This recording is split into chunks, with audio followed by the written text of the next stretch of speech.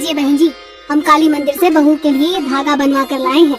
हल्दी मेहंदी की रस्म के बाद आप उसे ये पहना देना। हमारे राजस्थान में ये मान्यता है कि कच्ची हल्दी की महक दुल्हन को कमजोर करती है। आप इस बात का ख्याल रखना। हल्दी की रस्म के बाद घर से बाहर न जाने देना बहू रानी को। आप चिंता मत कीजिए बहन जी, हम आज ही मेघा को ये धागा बांध देंगे। किसी की बुरी नजर नहीं पड़ेगी उस पर। आपकी अमानत बनकर रहेगी अब वो 5 दिन के लिए। सगाई के बाद मेघा की हल्दी और मेहंदी की रस्म हुई और फिर साहिल बारात लेकर उनके दरवाजे पर पहुंच गया। विदाई के बाद 8 घंटों का सफर है। अपने साथ सभी जरूरी चीजें रख ली थी ना तुमने? सबसे पहले हमारी पुश्तैनी हवेली में तुम्हारा गृह प्रवेश होगा। वहाँ पर कुछ दिन रहकर रस्में पूरी करनी है। उसके बाद अपने जयपुर वाले घर लौट आएंगे हम सब। हाँ बाबा, सब रख लिया है मैंने, तुम बिल्कुल भी टेंशन मत लो। मेघा अपने ससुराल जाने के लिए बहुत एक्साइटेड थी। साहिल की पुश्तैनी हवेली, शाही रस्में, गृह प्रवेश, सब एक सपने की तरह लग रहा था उसे। लंबा सफर करके वो अपने गांव पहुंच चुके थे। वाओ, कितना सुंदर है ये सब। यहाँ तो सब हवेलियाँ ही नजर आ रही हैं। रुको रुको, प्लीज मेरी पिक्चर्स लो ना उसके साथ। मेघा ने गाड़ी रुकवाई और दौड़ते हुए एक सुनसान सी हवेली का दरवाजा खोलकर उसके अंदर दाखिल हो गई। मेघा के उस सुनसान हवेली के आंगन में पैर रखते ही पीपल के पेड़ पर बैठे सैकड़ों चमगादड़ एक साथ आसमान की ओर उड़ गए और बाहर आंगन में लगा झूला एकाएक खुद से ही हिलना शुरू हो गया। क्या करती हो तुम? ऐसे कहीं भी नहीं चले जाते हैं। भूलो मत, तुम नई दुल्हन हो और ये हवेली नहीं खंडहर है। कोई नहीं रहता यहाँ। आगे से यहाँ आना नहीं इधर। अभी चलो। क्या हुआ? भूत देख लिया क्या तुमने? ऐसे क्यों रिएक्ट कर रहे हो? अरे बाबा, बस एक फोटो ही तो क्लिक करवाना चाह रही थी मैं। प्लीज लो ना।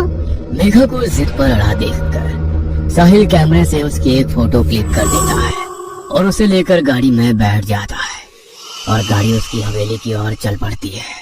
राशि, जल्दी से फूलों के थाल, आरती और कलश लेकर आओ, बहू रानी आ गई है। साहिल की माँ मालिनी बहू मेघा का जोरदार स्वागत करती है और उसे कलश पैरों से नीचे गिराकर घर में प्रवेश करने को कहती है। मासा की बात सुनकर मेघा कलश को एक टक घोरने लगती है और फिर अपने बाएं पैर से कलश को उल्टी दिशा में गिराती है, जिससे चावल घर से बाहर की ओर बिखर जाते हैं। ये क्या मूर्खता है बहू, अब शगुन कर दिया तुमने। बहू लक्ष्मी होती है और चावल सौभाग्य का प्रतीक माना जाता है। इसीलिए कलश को दाएं पैर से अंदर की ओर गिराते हैं ताकि लक्ष्मी घर में सौभाग्य लेकर प्रवेश करे। और तुमने घर की सुख समृद्धि को बाहर का रास्ता दिखा दिया। ऐसे उल्टी दिशा में कलश कौन गिराता है? अब मासा, जाने दो ना, गलती से हो गया इससे। ऐसी गलती कोई जानबूझकर थोड़ी करेगी। ये लंबा सफर करके थक गई है, इसे आदत नहीं है ना लंबे सफर की। साहिल के बचाव करने पर मासा चुप हो गई थी, लेकिन साहिल के साथ कमरे में अंदर जाते समय मेघा का मालिनी को देखकर मुस्कुराना उसे बहुत अखर गया था। जिस तरह से मुझे टेढ़ी नजरों से देखते हुए लड़की मुस्कुराते हुए अपने कमरे में गई है, इसे देखकर साफ पता चलता है इसने वो कलश गलती से नहीं बल्कि जानबूझकर ऐसे गिराया है। लेकिन बहू ऐसा क्यों करेगी? रह रहकर मालिनी के मन में बार बार बहू मेघा की वो रहस्यमयी सी हंसी और कलश का गिराना घूम रहा था। अगले दिन सुबह, साहिल, तुम जाओ, जाकर पंडित जी को लेकर आओ, कुछ रस्में करानी है और बहू को कहना जल्दी से तैयार हो जाए। साहिल मेघा को तैयार होने के लिए कहकर पंडित जी को बुलाने चला जाता है। अरे मैंने साहिल से कहा था कि बहू को जल्दी तैयार होने को कहो, और यहाँ 2 घंटे बीतने जा रहे हैं लेकिन बहू अभी तक कमरे से बाहर नहीं आई। मालिनी बहू के कमरे के दरवाजे पर पहुंचकर ठिठक जाती है। अंदर से मेघा के खिलखिलाने की आवाज सुनाई दे रही थी। देखो, कोई आ जाएगा, अभी तुम जाओ। यहाँ हर समय कोई ना कोई मुझ पर नजर रखे रखता है। वैसे भी वो बुढ़िया बहुत घूरती है मुझे। ये साहिल तो घर से बाहर गया हुआ है, बहू बात किसके साथ कर रही है? मालिनी को कुछ समझ में नहीं आ रहा था। बिना कुछ सोचे वो दरवाजा खोलकर कमरे के अंदर दाखिल हो जाती है। अंदर कमरे में कोई नजर नहीं आ रहा था। पूरा कमरा खाली पड़ा हुआ था। अभी तो मुझे बातें करने की आवाज आ रही थी, इतनी जल्दी कहाँ गायब हो गई? मालिनी सोच ही रही थी कि तभी बाथरूम का दरवाजा खुलता है और मेघा अपनी साड़ी सही करती हुई बाहर आती है। अच्छा, तो अब ये दिखाने की कोशिश कर रही है कि ये बाथरूम में थी, लेकिन शायद उसे पता नहीं मैंने सब सुन लिया है। इससे सीधे सीधे पूछने का मतलब है ये साफ मना कर देगी। मुझे इस पर नजर रखनी होगी। मालिनी को बहू मेघा पर शक हो गया था और अब वो सारी बातें खुलकर जानना चाहती थी। कुछ ही देर में रस्में शुरू हो गई और सभी गृह प्रवेश की रस्मों में व्यस्त हो गए। अगले दिन मेघा, ये कैसी महक है हमारे कमरे में। मुझे तो सांस लेने में भी मुश्किल हो रही है। सर भारी हो रहा है, लगता है मैं उल्टी हो जाएगी। अच्छा, मुझे तो ऐसा कुछ भी महसूस नहीं हो रहा। साहिल ने देखा कि मेघा के हाव भाव कुछ बदले बदले से नजर आ रहे हैं। वो बात कहते हुए एक बार भी साहिल को आंखों से नहीं देख रही थी। उसके चेहरे पर एक अजीब सी मुस्कान थी और वो लगातार अपनी लटों को उंगली में फंसाकर खुद में खोए हुए गुनगुना रही थी। मेघा, मेघा, कहाँ खोई हुई हो? साहिल के जोर से पुकारने पर मानो मेघा होश में आ गई थी। कुछ हुआ क्या अभी? साहिल को मेघा कुछ असामान्य लग रही थी, लेकिन अभी उसने उससे कुछ नहीं कहा। कुछ नहीं, एक कप चाय बना दोगी प्लीज, सर दुख रहा है। मेघा रसोई में जाती है और रसोई में खड़े साहिल के बड़े भाई को अपनी लाल लाल आंखों से अजीब तरह से देखने लगती है। क्या बात है मेघा, तुम ठीक हो? मेघा धीमे कदम बढ़ाते हुए विनय के नजदीक पहुंच जाती है, जिससे विनय बहुत अनकंफर्टेबल फील कर रहा था। ये लो, कुलदेवी का प्रसाद है, मैं वही देने के लिए यहाँ आया था। विनय प्रसाद जैसे ही मेघा के हाथ से छुआता है, वो एक दोहरी सी आवाज में चीखकर वहाँ से भाग जाती है। इससे पहले कि विनय कुछ समझ पाता, उसने देखा सामने से मेघा रसोई में आ रही है, लेकिन इस बार जेठ को रसोई में देख उसने पल्लू से सर ढक लिया था। माँ, आपको ये लड़की कुछ अजीब नहीं लगती? कभी पल्लू ठीक करती है, कभी आकर चिपकने लगती है, पता नहीं कैसे संस्कार है इसके। विनय अपनी माँ को रसोई में हुई घटना बताने लगता है।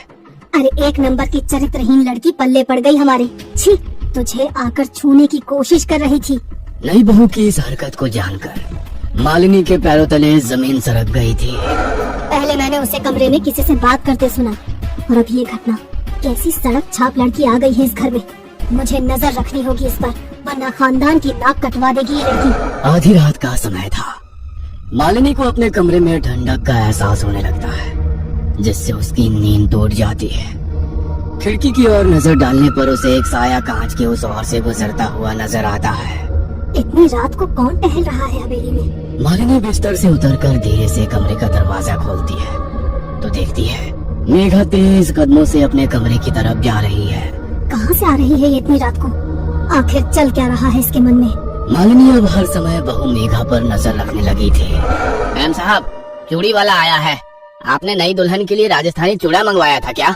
मेघा, जाओ पसंद कर लो चूड़ा, मैं आती हूँ 2 मिनट में। 2 मिनट भी नहीं बीते थे कि मेघा सीढ़ियाँ उतरती हुई मालिनी के पास आती है। मासा, आपने बुलाया? मैं जरा बाथरूम में थी। बाथरूम में थी? अभी तो तुम बाहर चूड़ा लेने गई थी ना।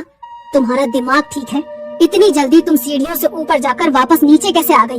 मैं तो अभी आ ही रही हूँ ऊपर से। कौन सा चूड़ा? मालिनी दौड़ते हुए बाहर आंगन की ओर जाती है, लेकिन वहाँ उसे कोई नजर नहीं आता। ये कैसे हो सकता है? अभी तो तुम बाहर निकली थी, फिर छत से कैसे आई? मुझे कुछ समझ नहीं आ रहा। उसी रात। माँ, मैं एक दोस्त की शादी में जा रहा हूँ, कल लौटूंगा, आप ख्याल रखना अपना। साहिल के जाने के कुछ देर बाद मालिनी को मेघा के कमरे से किसी की मर्दाना आवाज सुनाई देने लगती है। मालिनी बहू के कमरे का थोड़ा सा दरवाजा खोलकर अंदर झांक कर देखती है। अंदर का मंजर इतना डरावना था कि मालिनी के पांव अपनी जगह पर जम से गए थे। अंदर कमरे में सिर्फ मेघा थी और वो आराम कुर्सी पर दोनों पांव ऊपर करके सिमट कर बैठी हुई थी। कुर्सी लगातार जोर जोर से हिल रही थी। मेघा के मुंह से एक भयानक सा स्वर सुनाई दे रहा था, जैसे औरत और आदमी की आवाज एक साथ सुनाई दे रही हो। मेघा लगातार हंसती जा रही थी और टूटी फूटी उखड़ती सी बोली में स्पष्ट सा कुछ बड़बड़ा रही थी। अचानक मेघा ने हंसना बंद कर दिया और गंभीर होकर झटके से दरवाजे की ओर देखा। मालिनी को ऐसा महसूस हुआ जैसे मेघा ने उसे देख लिया है, इसलिए वो तुरंत 2 कदम पीछे हट जाती है।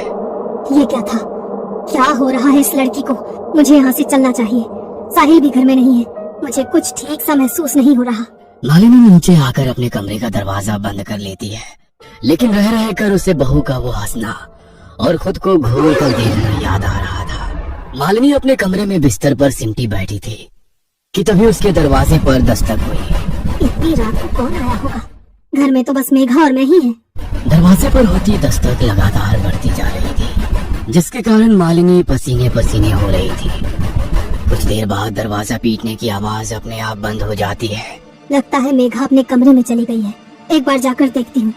मालिनी दरवाजे में बने होल से बाहर झांकने की कोशिश करती है तो उसे होल के ठीक सामने मेघा का सफेद पड़ा हुआ चेहरा नजर आता है, जिसे देखकर मालिनी एक बार फिर से पीछे हट जाती है। मालिनी के कमरे में अचानक ही जमीन पर खून से बने पैरों के निशान बनने लगते हैं और देखते ही देखते वहां से गायब हो जाते हैं। मालिनी को इतना समझ में आ गया था कि कुछ तो है जो उसे अपने होने का एहसास दिला रहा है, जो मालिनी को ये बताना चाहता है कि दरवाजा बंद कर लेने से वो उसे अंदर आने से रोक नहीं सकती। डर ने मालिनी के दिल और दिमाग को पूरी तरह से अपने कब्जे में कर लिया था। रात मानो सदियों से भी लंबी हो गई थी उसके लिए। किसी तरह रात बिताने के बाद अगली सुबह जब साहिल घर लौटता है तो मालिनी उसे काफी बेचैन महसूस करती है। क्या बात है बेटा, इतने परेशान क्यों नजर आ रहे हो? माँ, मेघा घर पर आ गई है क्या?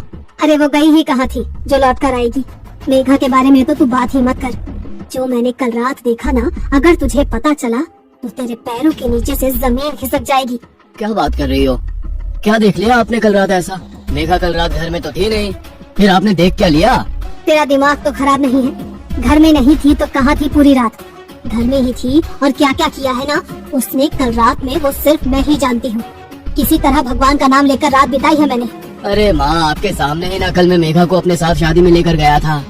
पूरी रात वो मेरे साथ ही थी, फिर पता नहीं अचानक सुबह 4 बजे कहाँ गायब हो गई। मैंने उसका फोन भी मिलाया, लेकिन वो शायद अपना फोन घर पर ही भूल गई थी। जब काफी देर ढूंढने के बाद भी वो मुझे नहीं मिली तो मैं सीधा घर चला आया। ये सब क्या हो रहा है, क्यों हो रहा है? मुझे तो कुछ समझ में नहीं आ रहा, क्या सच है क्या भ्रम है। मेरे दिमाग ने तो काम करना ही बंद कर दिया है। अरे तू तो अकेला शादी में गया था ना, और वो मेघा पूरी रात यहाँ घर में ही थी। मैंने अपनी आंखों से देखा उसे, उसके कमरे में वो पागलों की तरह हंस रही थी वो, और फिर उसके बाद आकर मेरे कमरे का दरवाजा पीटने लगी। जानवरों की तरह गुर्रा रही थी तेरी बीवी। मुझे तो ये सब कुछ और चक्कर लगता है। अगर तूने अपनी आंखों से देखा होता ना, तब तुझे समझ में आता कि मैं क्या कहना चाह रही हूँ। कैसी बेतुकी बात है। अरे एक ही इंसान एक ही समय में 2 जगह कैसे हो सकता है? ये सारी कंफ्यूजन मेघा के कारण ही हो रहा है ना। कहाँ है वो? उसी से पूछते हैं कि वो कल रात को कहाँ थी। कहीं ऐसा तो नहीं है इस घर में कोई मेघा का बहरूपिया घुसा है? कोई फिल्म चल रही है क्या यहाँ पर, जहाँ पर डबल रोल होंगे और वो हमारे घर में घुस आएगा? मेघा, कहाँ हो तुम मेघा? साहिल के बार बार मेघा मेघा चिल्लाने पर भी मेघा सामने नहीं आती। वो तो कोई जवाब ही नहीं दे रही है। कहाँ है वो? अरे अपने कमरे में है, और कहाँ जाएगी? देख बेटा, मैं तो तेरे कमरे में जाने वाली हूँ नहीं, तो खुद ही जा और अपनी आंखों से देख। माँ की बात सुनने के बाद साहिल तेज कदमों से सीढ़ी चढ़ते हुए अपने कमरे की ओर जाता है तो देखता है कि कमरे में रखी आराम कुर्सी लगातार हिल रही है। मेघा, मेघा! कमरे में जाकर साहिल की मेघा मेघा पुकारने पर लगातार हिल रही आराम कुर्सी अचानक से रुक जाती है। अरे कोई नहीं है ऊपर कमरे में, कमरा खाली पड़ा है और आप कह रही हैं कि वो कल रात भर से अपने कमरे में ही है। माँ, हमें मेघा को ढूंढना होगा। वो आखिर ऐसे अचानक से कहाँ गायब हो गई? मुझे कुछ भी समझ में नहीं आ रहा। कहाँ ढूंढूं, कहाँ जाऊँ? अरे क्या जरूरत है अब शगुनी लड़की को ढूंढने की? मुझे तो लगता है वो इंसान नहीं, कोई चुड़ैल है। जिस दिन से ये इस घर में आई है उस दिन से कुछ न कुछ हो ही रहा है। पहले भी मैंने इसे एक ही समय पर 2 जगह देखा है। मैं तो कहती हूँ अच्छा है खुद ही चली गई, पीछा तो छूटा इस मुसीबत से। माँ, तुम ये कैसी बातें कर रही हो? मेघा मेरी पत्नी है और मैं उसे बहुत अच्छे से जानता हूँ। वो कोई चुड़ैल नहीं है। जरूर कुछ ना कुछ हो रहा है उसके साथ। मैं जा रहा हूँ पुलिस में रिपोर्ट लिखवाने, कहीं मेघा के साथ कुछ अनहोनी ना हो जाए। अरे पुलिस में रिपोर्ट लिखवाने से कुछ नहीं होगा। मेरे साथ पहाड़ी वाले बाबा के पास चलो, अब वही कोई उपाय बताएंगे। मुझे तो ये कुछ और ही चक्कर लग रहा है। मालिनी और साहिल पहाड़ी वाले बाबा के पास जाते हैं और उन्हें सारी समस्या सुनाते हैं। बाबा आंख बंद करके कुछ देर साधना में लीन हो जाते हैं। कुछ देर बाद, तुम्हारी बहू के पास समय बहुत कम है। कल अमावस्या की रात है। अमावस की रात काली शक्तियों की ताकत सबसे ज्यादा होती है, और तेरी बहू जिस शक्ति के प्रभाव में है ना, वो तो वैसे भी बहुत ताकतवर है। लेकिन बाबा, मेरी पत्नी तो लापता है। उसका तो कहीं पता ही नहीं चल रहा है। मैं करूँ तो क्या करूँ? ठीक है, चलो मेरे साथ। साहिल और मालिनी के साथ बाबा उनकी हवेली पर पहुंचते हैं और हवेली के अंदर आने के बाद कुछ देर तक वहां बैठकर मंत्र साधना करते हैं। तुम्हारी पत्नी यहाँ कहीं आस पास नहीं है, लेकिन कहाँ है? ये जानने के लिए मुझे अपनी तंत्र शक्ति का प्रयोग करना होगा। क्या तुम्हारे घर के आसपास कोई ऐसा निर्जर घर है जहाँ कोई आता जाता ना हो? हाँ बाबा, याद आया। शादी के बाद जब मैं पहली बार मेघा को लेकर हवेली आ रहा था तो रास्ते में चौसर वाली हवेली पड़ी थी। मेरे मना करने के बाद भी मेघा ने हवेली के अंदर कदम रखा और एक फोटो खिंचवाई थी। मैं अभी आपको वो फोटो दिखाता हूँ। हड़बड़ी में साहिल अपना मोबाइल निकालता है और बाबा को वो फोटो दिखाने लगता है। फोटो में बाबा को मेघा के पीछे एक काली परछाई नजर आती है, जिसे देखकर साहिल, मालिनी और बाबा चौंक जाते हैं। अब तो आप लोग समझ ही गए होंगे ना कि पिछले कुछ दिनों से जो आपके घर में चल रहा था उसका कारण क्या था। कहाँ है वो हवेली? मुझे वहाँ लेकर चलिए। शायद आपके सारे प्रश्नों के उत्तर वहीं मिलेंगे। साहिल और मालिनी बाबा को उनके घर से कुछ कदमों की दूरी पर बने चौसर वाली हवेली में ले जाते हैं। पूरे गांव में ऐसी अफवाह थी कि हवेली में कुछ तो ऐसा है जिसके कारण वहां हर समय मनहूसियत पसरी रहती है। हवेली में रहने वाला परिवार बरसों पहले हवेली को वीरान छोड़कर यहाँ से पलायन कर गया था। बाबा, साहिल और मालिनी हवेली में पहुँचते हैं तो देखते हैं कि मेघा चौसर वाली हवेली में लगे झूले पर झूल रही है और लगातार हंसती ही जा रही है। जैसा मैंने सोचा था, इसका मतलब मेरा अंदाजा बिल्कुल सही था। आप लोग पीछे हट जाइए, मुझे पता है कि मुझे क्या करना है। बाबा नमो नारायण भगवते वासुदेवाय कहते हुए हवेली का दरवाजा खोलकर धीरे धीरे मेघा की ओर बढ़ने लगते हैं। साथ में लाए हुए सिंदूर से वो झूला झूल रही मेघा के चारों ओर एक घेरा बनाते हैं और फिर मंत्र पढ़ते हुए लगातार पानी की छींटें उसकी ओर मारने लगते हैं। बाबा के लगातार मंत्र पढ़ते जाने के कारण मेघा जमीन में बैठकर जोर जोर से चिल्ला रही थी। ये क्या हो रहा है मेरी मेघा को? बाबा, वो ठीक तो हो जाएगी ना? मुझे लग रहा है उसे बहुत तकलीफ हो रही है। बाबा इशारे से साहिल को पीछे रहने के लिए कहते हैं और लगातार मंत्रों का जाप करते रहते हैं। कुछ देर के बाद मेघा निहाल होकर जमीन में गिर गई थी। बाबा इशारे से साहिल को मेघा को उठाने के लिए कहते हैं। साहिल गोद में उठाकर मेघा को हवेली से बाहर निकल आता है। मेघा के हवेली से बाहर आते ही बाबा हवेली के दरवाजे पर मंत्र पढ़ते हुए एक नक्शा सूत्र बांध देते हैं और एक धागा मेघा के गले में भी पहना देते हैं। आपकी पत्नी अब खतरे से बाहर है, लेकिन ध्यान रहे, मेघा तो क्या, गांव की कोई भी महिला इस हवेली के आसपास ना आने पाए। जानना नहीं चाहोगे कि आखिर तुम्हारी पत्नी के साथ क्या हुआ था? इस हवेली में एक शक्तिशाली जिन्न का साया है। आपका समय अच्छा था जो सही समय पर मैं आपको मिल गया, वरना बहुत बड़ा अनर्थ हो जाता। इतने दिनों से जो आप लोगों को भ्रमित करके भटक रहा था, वो एक जिन्न था जो आपकी बहू को अपने साथ ले जाना चाहता था। आप शायद जानते नहीं, जिन्न बहुत शक्तिशाली होते हैं। एक बार किसी के पीछे पड़ जाए तो फिर आसानी से उसका पीछा नहीं छोड़ते। साहिल मेघा को लेकर अपने घर लौट आया था और इधर चौसर वाली हवेली में लगा झूला एक बार फिर से हिलने लगा था। ये कहानी आपको अच्छी लगी हो तो हमें सब्सक्राइब करें, हमारा इंस्टाग्राम और फेसबुक पेज जरूर फॉलो करें। और हाँ दोस्तों, सब्सक्राइब करना भूलना मत।